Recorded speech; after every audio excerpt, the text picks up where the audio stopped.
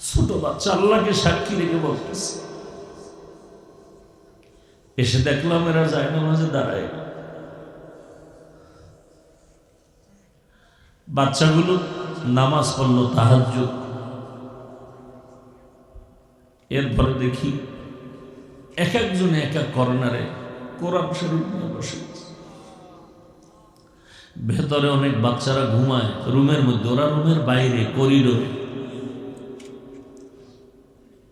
মোনাজাত ধরল, তাও দেখলাম।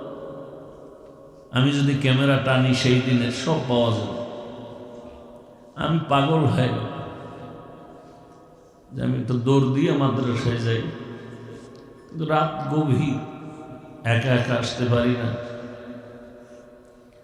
ঘুম থেকে উঠে ফজরের পরে মাদ্রাসায় এসে হুজুরদের বললাম দোতলায় বাচ্চাগুলোদেরকে ডাক দেন, ওরা রাত্রে আসলে কি রোজা রাখে নাকি।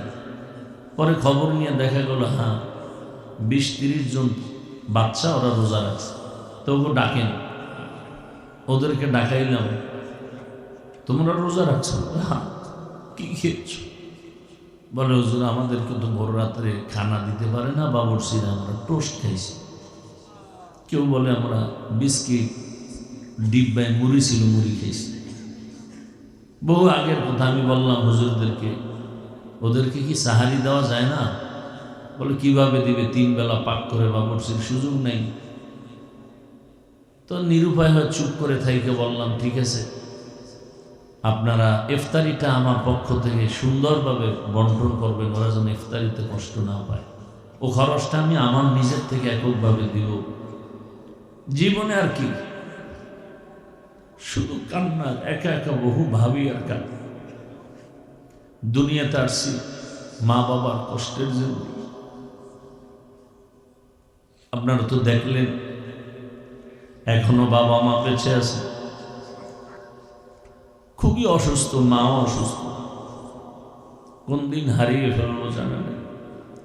আমি মাঝে মাঝে বয়ানে বলি একটা সন্তানের বাবা মা যদি অসুস্থ বিছানায় থাকে, সন্তানের দিল অনেক বড় থাকে, মনে এক সাহস থাকে, মনে একটা গাছের ছায়া আছে। সোমবার দিন বৃহস্পতিবার দিন রোজা রাখেন।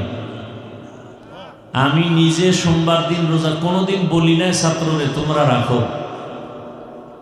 আমি একদিন ক্যামেরায় দেখতেছি বাসায় বয়ে সাহারি খায়, মাদ্রাসার দিকে খেয়াল করলাম, দেখি দোতলায় হেফজখানা নুরানি ছোট ছোট বাচ্চা, মাথায় টুপি নেই, গেঞ্জি গায়ে, তো ডয়ার খুলে আর কি যেন খায়। তো ভাবলাম কি চুরি টুরি করে কিনা। আবার হঠাৎ করে আমার অন্তরে বাড়ি লাগছে, না আমি তো আজকে সাহারি খেলাম, এই বাচ্চাগুলো কি সাহারি খায়? তো ডিব্বা থেকে বের করে টোস্ট আর মুড়ি। তখন আমার অন্তর এরপরে দেখলাম, আমি তাকাইছিলাম, আল্লাহকে সাক্ষী রেখে বলছি, এই বাচ্চাগুলোকে দেখি গোসলখানা পাশে অজুখানায় গেল। তো অজুখানায় গিয়ে অজু করল, এরপর আবার ছোট বাচ্চা আল্লাহকে সাক্ষী রেখে বলতেছে। এসে দেখলাম এরা যায় নামাজে দাঁড়ায়। বাচ্চাগুলো নামাজ পড়লো তাহাজ্জুদ। এরপরে দেখি এক একজনে এক এক কর্নারে কোরআন শরীফ নিয়ে বসে। ভেতরে অনেক বাচ্চারা ঘুমায় রুমের মধ্যে, ওরা রুমের বাইরে করিডোরে মোনাজাত ধরল, তাও দেখলাম। আমি যদি ক্যামেরা টানি সেই দিনের সব পাওয়া যাবে। আমি পাগল হয়ে গেল যে আমি তো দৌড় দিয়ে মাদ্রাসায় যাই, কিন্তু রাত গভীর, একা একা আসতে পারি না। ঘুম থেকে উঠে ফজরের পরে মাদ্রাসায় এসে হুজুরদের বললাম দোতলায় বাচ্চাগুলোদেরকে ডাক দেন, ওরা রাত্রে আসলে কি রোজা রাখে নাকি। পরে খবর নিয়ে দেখা গেল হ্যাঁ 20-30 জন বাচ্চা ওরা রোজা রাখছে।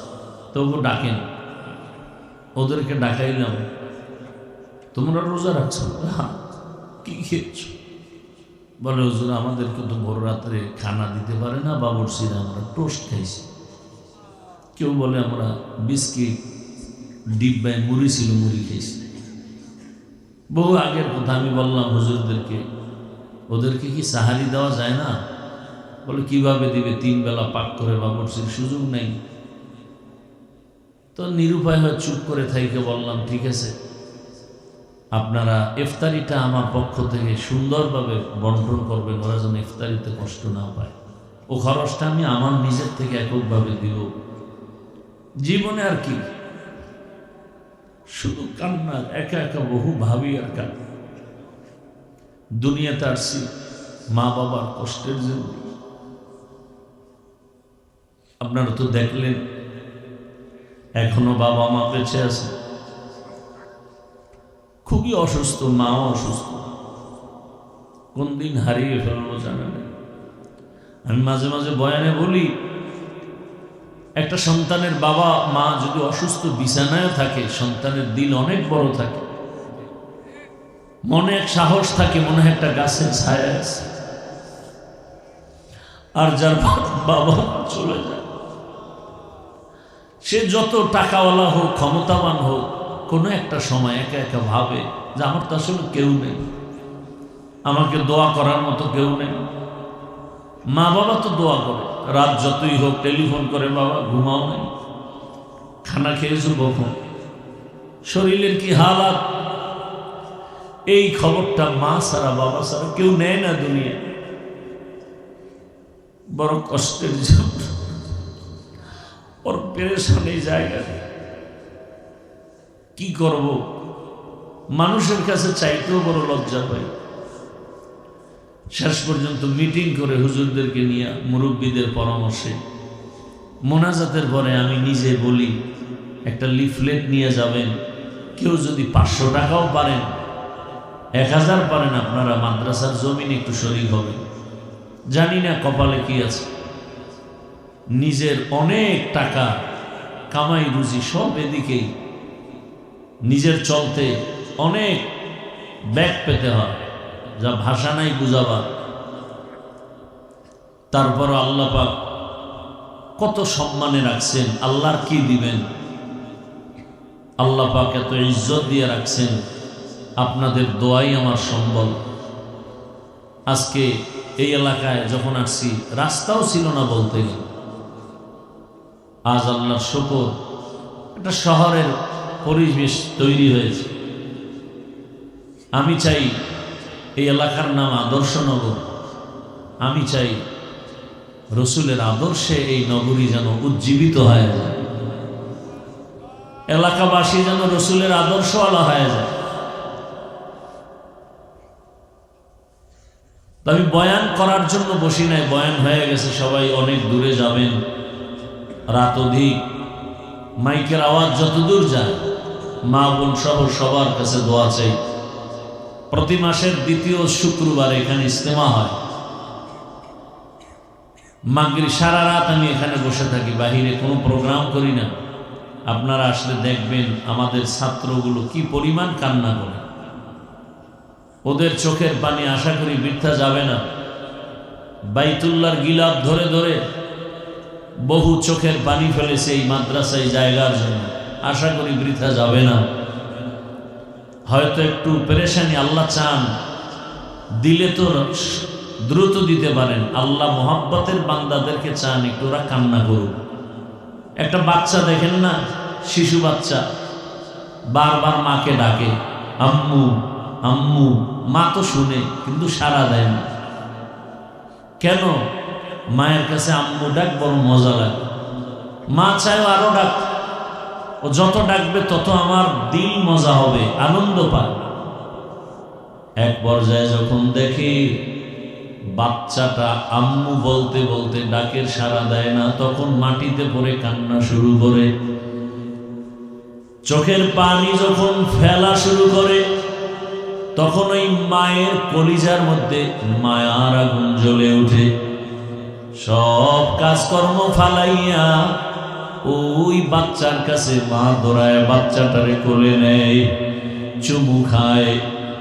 আমার আল্লাহ চায় যে আমার কোনো ছেলে নাই মেয়ে নাই, আমি আল্লাহ কাউকে জন্ম দেই নাই, কারো থেকে জন্ম নেই নাই।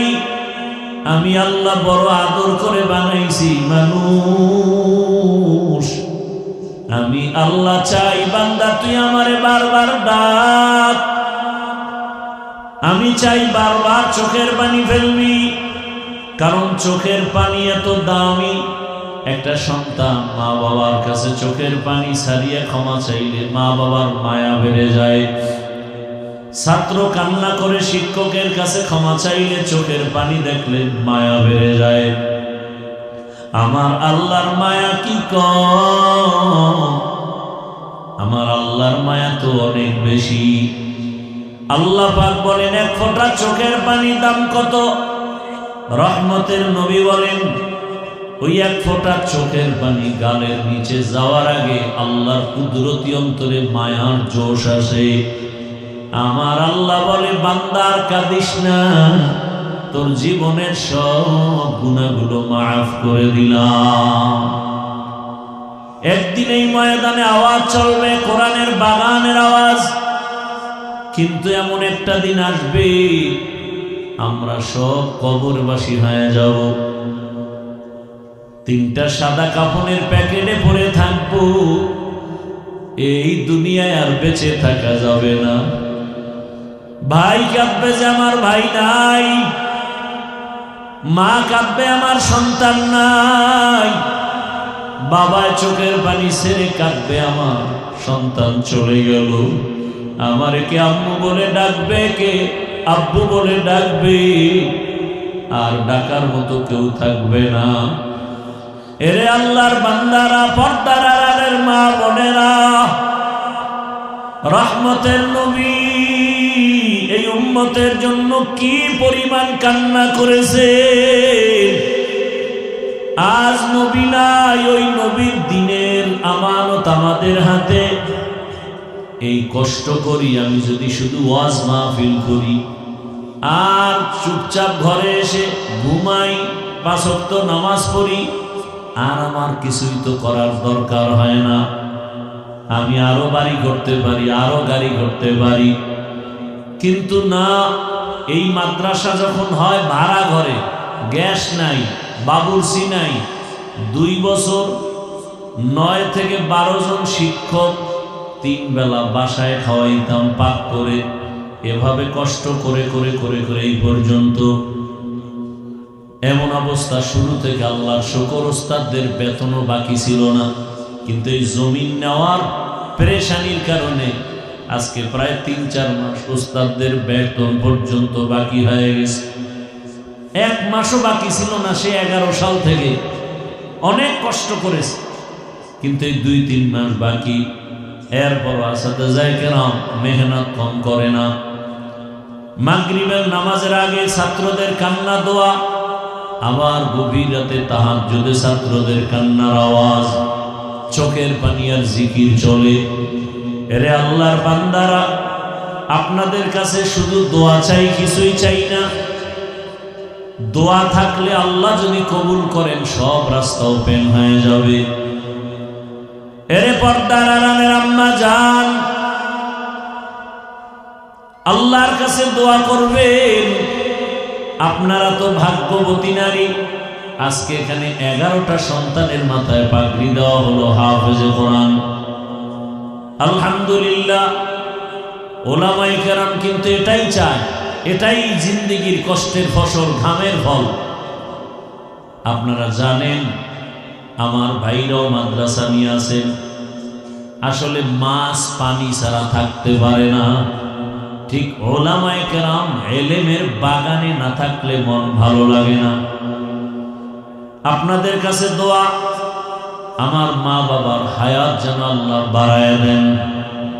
এমন একটা পরিস্থিতি যেন না আসে যে আমরা বাবা মা হারায় অসহায়ের মতো ঘুরব। চতুর্দিকে তুফান আর তুফান, মুসিবতের আক্রান্ত, কঠিন এক হালাত। মা বাবা যদি ঘরে বসে দোয়া করে, এটাই সব থেকে বড় অস্ত্র। আপনাদের কাছে দোয়া চাই, আল্লাহ পাক যেন আমার মা বাবাকে সুস্থ করেন, আমাদের মধ্যে ইখলাসের মোহাব্বত দান করেন। আল্লাহ পাক মাদ্রাসার উস্তাদ ছাত্র যারা সবাইকে আমানতদার মুখলিস খাদেম বানায় দেন এবং এই এলাকাবাসীর জন্য দোয়া চাই আল্লাহ তাদেরকেও দ্বীনের খাদেম বানায় দেন।